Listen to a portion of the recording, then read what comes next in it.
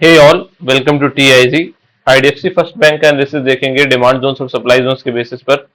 Recently stock काफी चर्चा में रहा क्योंकि एक फ्रॉड की न्यूज बाहर निकल कर आई थी। अराउंड 590 करोड़ का एक फ्रॉड सामने आया था जो कि प्रॉब्ली बैंक ने ही रिवील किया। लेकिन उन सब चीजों पर ना जाते हुए हम डिमांड जोन्स और सप्लाई जोन्स के बेसिस पर समझेंगे कि अभी फॉर्मेशंस क्या है आईडीएफसी फर्स्ट बैंक में और क्या चांसेस हैं स्टॉक के में जो फॉल आया उसके रिवाइवल के, या फिर क्या पॉसिबिलिटी है कि यहां से इंस्टीट्यूशंस अपने डिमांड जोन्स को डिफेंड करेंगे या नहीं। तो ईयरली टाइम फ्रेम पर अभी हम आईडीएफसी फर्स्ट के चार्ट पर हैं। यहां से रैली बेस रैली का एक डिमांड जोन का स्ट्रक्चर तो नजर आता है, लेकिन उतना कन्विंसिंग स्ट्रक्चर नहीं, क्योंकि लेगिन जो है वो उतनी स्ट्रांग नहीं दिखाई देती। देखो, डिमांड जोन सप्लाई जोन के बारे में जिनको कोई आइडिया नहीं है उनके लिए डिस्क्रिप्शन बॉक्स में मैं लिंक दे दूंगा, वहां पर उस वीडियो को आप देखेंगे तो आपको बेसिक अंडरस्टैंडिंग आएगी डिमांड जोन और सप्लाई जोन की। उसके बाद जब इस एनालिसिस को देखेंगे तो चीजें ज्यादा समझ आएंगी। तो ये जो लेगिन की बात कर रहा हूं, बेसिकली लेगिन, बेसिंग और लेग आउट, तीन कंपोनेंट्स होते हैं किसी भी डिमांड जोन या सप्लाई जोन के। लेकिन यहां पर जो पहला कंपोनेंट लेगिन है वो मिसिंग है। ये बेसिंग कैंडल तो है और ये लेग आउट कैंडल तो है, लेकिन पहला कंपोनेंट मिसिंग है यहां पर। तो ईयरली टाइम फ्रेम को कंसीडर नहीं करते हैं, लेकिन एक बार हाफ ईयरली टाइम फ्रेम पर आ जाएं और प्रोक्सिमल लाइन और डिस्टल लाइन से यहां पर डिमांड जोन को मार्क कर देते हैं, तो यहां पर ड्रॉप पीस रैली का डिमांड जोन फॉर्म किया था काफी टाइम के बाद स्टॉक ने। अराउंड कोविड के बाद का ये एक रैली है और उसके बाद हमें इमीडिएट एक सेलिंग डायरेक्शन देखने को मिला। और उस सेलिंग डायरेक्शन के कारण क्या हुआ, प्राइस डिमांड जोन में आ गया, सॉरी इस डिमांड जोन में आ गया और इस डिमांड जोन से हमें एक अच्छी रैली देखने को मिल गई थी। क्योंकि इस डिमांड जोन को फॉर्म करने के बाद इंस्टीट्यूशंस की जो पेंडिंग बाइंग रह गई थी वो इस डिमांड जोन में लाकर उन्होंने एग्जीक्यूट की, इसलिए हमें एक रैली देखने को मिल गई यहां से। और लोअर टाइम फ्रेम पर आकर देखते हैं एक बार, प्रेजेंट में एक बार देख लेते हैं यहाँ पे टाइम फ्रेम पर क्या कोई फॉर्मेशन उतनी स्ट्रांग है। यहां पर एक रैली बेस्ड ड्रॉप का एक सप्लाई जोन का स्ट्रक्चर तो है,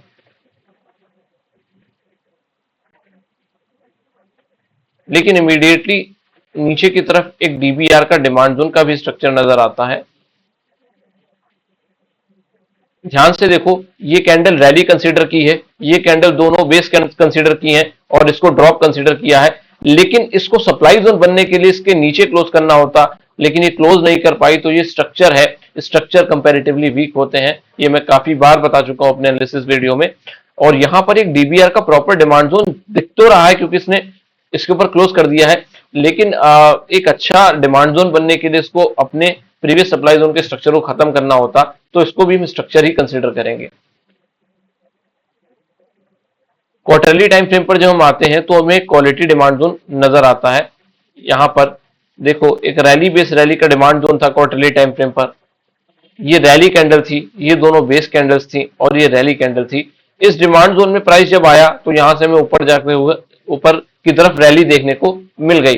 अभी सेलिंग डायरेक्शन जो आ रहा है वो उसी हाफ ईयरली के सप्लाई जोन से जो स्ट्रक्चर था वहां से नीचे की तरफ आता हुआ दिख रहा है। मंथली टाइम फ्रेम पर आते हैं तो मंथली टाइम फ्रेम पर जब इस एरिया को अगर ध्यान से देखें, इसको मैं ब्रश से हाईलाइट कर देता हूं, ये वाला जो एरिया है,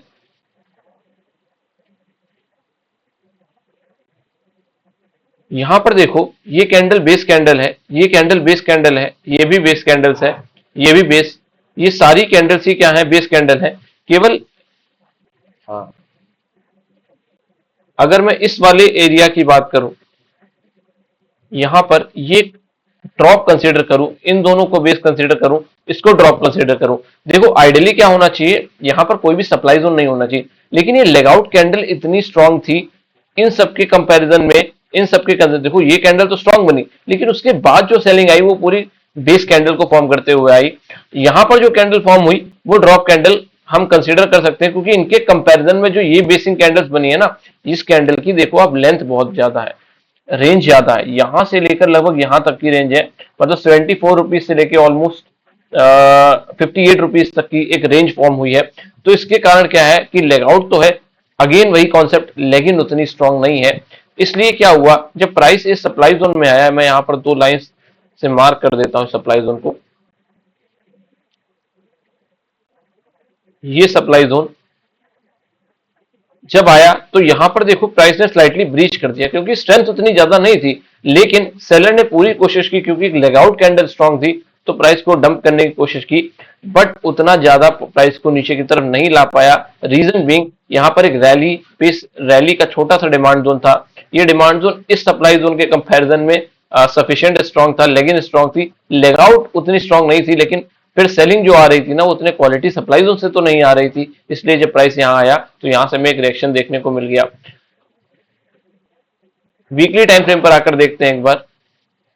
देखो अभी जो सेलिंग रिएक्शन आ रहा है ना वो किसी क्वालिटी सप्लाई जोन से मुझे नहीं दिख रहा, क्योंकि ये सब डिस्ट्रीब्यूशन का पार्ट है। अगर बेस कैंडल्स इतनी ज्यादा दिख रही हैं तो ये सेलिंग डिस्ट्रीब्यूशन है। तो जो सेलिंग रिएक्शन है वो उतने क्वालिटी सप्लाई जोन से नहीं आ रहा, लेकिन सप्लाई जोन के स्ट्रक्चर से आ रहा है। जब प्राइस में ऐसा सेलिंग रिएक्शन आता है ना कि इंटरनल किसी सप्लाई जोन से क्वालिटी रिएक्शन नहीं आ रहा, सॉरी इंटरनल सप्लाई जोन में कोई भी क्वालिटी का सप्लाई जोन प्रेजेंट नहीं हो और सिर्फ स्ट्रक्चर प्रेजेंट हो, तो फिर सेलिंग उतनी एग्रेसिव नहीं होती। तो सिंपल सी बात नजर आती है कि ये जो न्यूज निकल कर आई है उस न्यूज के कारण यहां पर एक सेलिंग देखने को मिल रही है। लेकिन हमने अभी प्रीवियसली क्या देखा, क्वार्टरली का जो डिमांड जोन, अभी मैं इस डिमांड जोन से ऊपर जा रहा था प्राइस, अब ऊपर की तरफ यहां पर देखो एक डिमांड जोन फॉर्म किया था प्राइस ने। अगेन हमें स्ट्रेंथ चेक करनी पड़ेगी। अभी मैं सब कुछ मिटा रहा हूं क्योंकि प्रीवियस की हिस्ट्री हमने सब कुछ देख देख लिया है। अब करंट सिनेरियो में डिस्कस करते हैं कि अभी जो क्वार्टरली का डिमांड जोन फॉर्म हुआ था उसमें कितनी स्ट्रेंथ नजर आती है। देखो यहां पर रैली बेस्ड रैली का पहला क्वार्टरली का डिमांड जोन, ठीक है। अब यहां पर drop two base candle, sorry drop one base candle, rally base rally, और इसने इस सेलिंग प्रेशर को खत्म कर दिया। तो यहां पर भी हमें एक डिमांड जोन का प्रॉपर डिमांड जोन नजर आता है, सॉरी। तो यहां पर एक डीबीआर और एक आरबीआर, मतलब drop base rally, rally base rally का डिमांड जोन, ठीक है। दो demand zone back to back present है। अभी क्या है, प्राइस अपने पहले डिमांड जोन में आकर थोड़ा सा फॉल्ट ले रहा है। क्या ये डिमांड जोन सस्टेन करेगा? तो देखो डिमांड जोन की स्ट्रेंथ चेक करनी पड़ती है कि डिमांड जोन पर हम रिलाई कर सकते हैं या नहीं।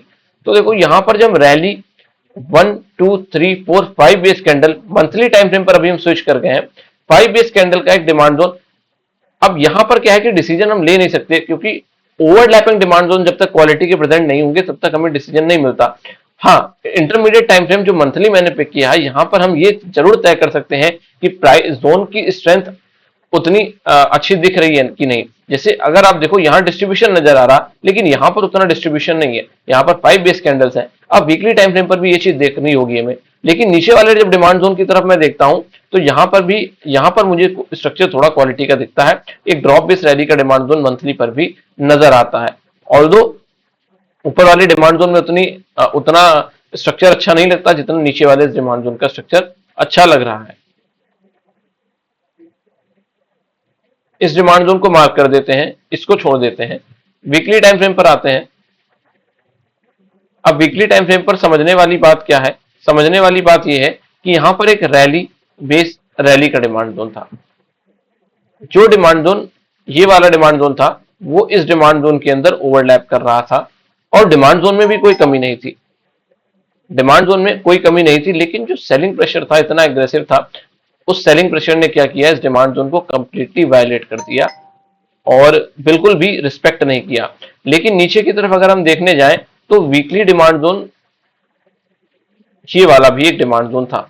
अभी क्या प्राइस कर रहा है, ब्रीच प्राइस ने इसको भी कर दिया है, क्योंकि सेलिंग प्रेशर इतना ज्यादा था कि ये दोनों demand zone back to back breach हो गए।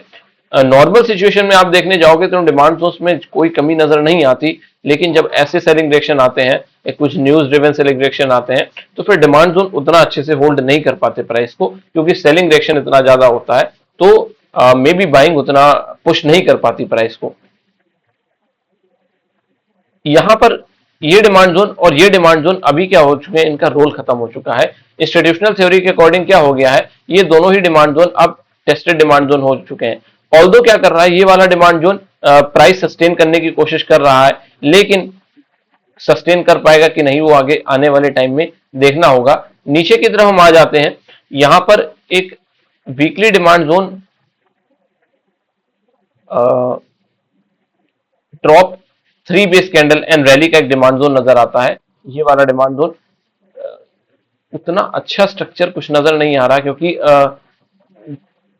रैली कैंडल है, लेग इन है, बेसिंग है, लेग आउट है, लेकिन जो ये रैली इनिशिएट हुई है ना, इस लेग आउट कैंडल के बाद जो फॉलो थ्रू मिला है हमें, वो उतना कन्विंसिंग फॉलो थ्रू नहीं है। ऑल्दो ये जो बाइंग इनिशिएट हुई है, इसका ओरिजिन ऑफ द मूव यही है, यहां से ही प्राइस लगभग इस पॉइंट तक चला गया था। लेकिन एक बार डेली टाइम फ्रेम पर आकर देख लेते हैं कि क्या उतना कुछ क्वालिटी स्ट्रक्चर नजर आता है। तो डेली टाइम फ्रेम पर एक रैली बेस्ड रैली नजर आ रहा है, लेकिन मूव जो फॉलो थ्रू में गई है ना, वो उतनी स्ट्रांग मूव नजर नहीं आती। वीकली डिमांड जोन के अकॉर्डिंग तो प्राइस अभी सस्टेन करने की कोशिश कर रहा है। अगर ये डिमांड जोन ब्रेक हो जाता है और प्राइस इस डिमांड जोन तक आ जाता है, तो भी मैं आपको यही बोलूंगा कि डिमांड जोन में उतनी स्ट्रेंथ नजर नहीं आती कि उतना कन्विंसिंग कुछ भी डिमांड जोन हो कि हम ब्लाइंडली रिलाई कर सकें। अगर इन डिमांड जोन पे प्राइस आते हैं ना, तो फिर उन्हें अपने आप को प्रूफ करना पड़ेगा। अगर वो अपोजिट सप्लाई जोन का जो रिएक्शन आएगा, सॉरी अपोजिट जो सप्लाई जोन फॉर्म होंगे, वो इन डिमांड जोन से चलने के बाद फिनिश होने चाहिए, तभी हम कह सकते हैं कि बायर जो है वो कंट्रोल लेने की कोशिश कर रहा है। अदरवाइज उतना कुछ कन्विंसिंग नजर नहीं आता। हाइयर टाइम फ्रेम पर फॉर्मेशंस अच्छी हैं, लेकिन लोअर टाइम फ्रेम पर जब फॉर्मेशंस को चेक करते हैं तो थोड़ी सी सिचुएशन डाउटफुल हो जाती है। इसलिए क्या है कि डिसीजन लेना उतना आसान नहीं होता। सब कुछ मैंने एक्सप्लेन करने की कोशिश की है, डिमांड जोन्स और सप्लाई जोन्स के रेफरेंस में सारे टाइम फ्रेम पर कोशिश की है एक्सप्लेन करने की, कोशिश की है कि मैं आपको समझा सकूं। ऑल्दो जो लोग पहली बार एनालिसिस देखेंगे तो उतना क्लियर नहीं होने वाला उनको, आई नो। लेकिन अब एक बार अगर आप कॉन्सेप्ट को समझेंगे, जो मैं लिंक दूंगा वीडियो का डिस्क्रिप्शन बॉक्स में, उस वीडियो को जरूर देखें आप, उसके बाद इस एनालिसिस को देखेंगे तो चीजें क्लियर होंगी। और फर्स्ट टाइम अगर क्लियर नहीं होता तो सेकेंड टाइम देखेंगे तो ज्यादा क्लियर होंगी, क्योंकि कोई भी कॉन्सेप्ट नया है तो वो उतना जल्दी दिमाग में फिट नहीं होता। अब यहां पर क्या है कि ये आरबीआर स्ट्रांग है, लेकिन क्योंकि ओरिजिन ऑफ द मूव है, वीकली पर भी डिमांड जोन का स्ट्रक्चर है, क्वार्टरली पर भी है, लेकिन क्या है कि जो रैली जिस तरीके से होनी चाहिए उस तरीके से प्राइस ने इस अपने जोन को छोड़ा नहीं है। वो फिर डाउटफुल सिचुएशन बनाता है कि पेंडिंग ऑर्डर्स उतने इंस्टीट्यूशंस के हैं या नहीं, या वो और बाई करना चाहते हैं या नहीं। आने वाले टाइम में आईडीएफसी फर्स्ट बैंक में क्या फॉर्मेशन होती हैं, ये डिमांड जोन रिस्पेक्ट होगा या नहीं, या ये डिमांड जोन रिस्पेक्ट होने के बाद फॉर्मेशन जो न्यू बनेगी वो सप्लाई जोन को बीट कर पाएंगी क्या नहीं। अगर ये सब चीजें हम ट्रैक करेंगे तो ही हमको डिसीजन लेने के कगार पर आ पाएंगे आईडीएफसी फर्स्ट बैंक में। तो ये था stock analysis based on demand zones and supply zones. अगर आपको ये एनालिसिस अच्छा लगा हो तो प्लीज वीडियो को लाइक करें, शेयर करें एंड सब्सक्राइब करें। Thank you.